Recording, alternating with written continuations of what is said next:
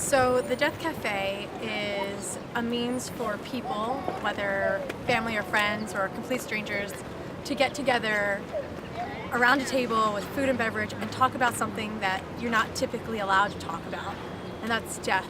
It's mourning, it's grief, it's end-of-life topics that are typically too taboo and too out there for most people to have in a regular dinner or lunch conversation. I think what attracts people to Death Cafe is that it is a venue to talk about something that's so taboo. In American society, North American society, we're taught that we just don't talk about death. Like, we all know it happens, and we all attend funerals and we all grieve, but we don't talk about any of those events.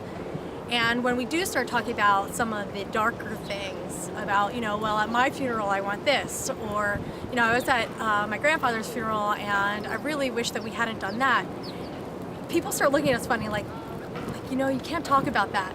And I think that that's one of the primary reasons people come, is because they know that it's an accepting population. People are coming here to talk about this in particular. But also I think a lot of people come out of curiosity, because you hear death and you hear cafe, and some people think, like, are people dying at this cafe? And they just really want to know what it's about. So they come out of sheer curiosity, and they find that they get sucked into the conversation that they never knew they wanted to have. This is our 5th Death Cafe that we've hosted here over the last 6 months. Really excited that we're still doing this. The Death Cafe is this relatively recent phenomena that's taken place around the world and has spread to North America within the past 18 months, where people gather together over coffee, cake, and have conversations about dying and death. And it started initially in Europe. It took off with somebody in England who started this website called deathcafe.com. Conversations, whether that's reminiscing, establishing your bucket list, or even talking about your own philosophies on life and death and afterlife. This is a great venue to just come and be open and be free to talk about what you want to talk about tonight. People that are willing to listen. The Death Cafe turnouts have been really exciting. Our first cafes, which were held in September and October, we drew between 30 and 40 people to each of them, and it was actually a bit overwhelming.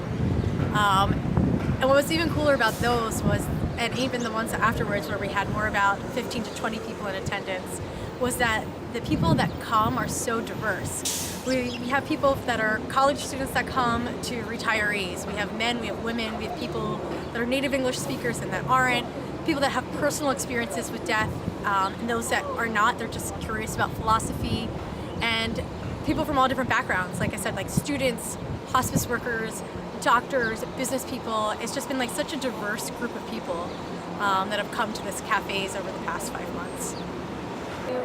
It was good. It was good. It was. I would definitely like to come back and do it more. I think it made me want to talk a lot more about what I've experienced in my life, in terms of people dying, which is one aspect of death, because really I came because I wanted to think about my own dying, but it also made me want to share and hear other people's experiences of death in their life, because it's so integral.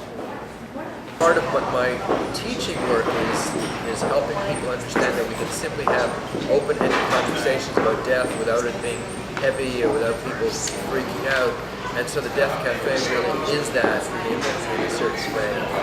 The first time I was in New York and I was at a restaurant and there were like 80 people sitting around talking about death and dying, it was fantastic. And they were laughing, they were having all different kinds of conversations, and I'm definitely interested in supporting people to have a normal conversation with their family around dying and death and grief and loss and spirituality and life after death and all of those pieces that fit into it, because ain't none of us getting out of here alive. That's the reality of it. Talking about dying, I think in the last few years what I've noticed through death, when I hear stories of death, when I think about death, it brings more of an attention to how I want to live. So when I think about dying, I think, that's inevitable. This is going to happen. So how do I actually want to live? So it's this very kind of interesting paradox. Through death, I think of life.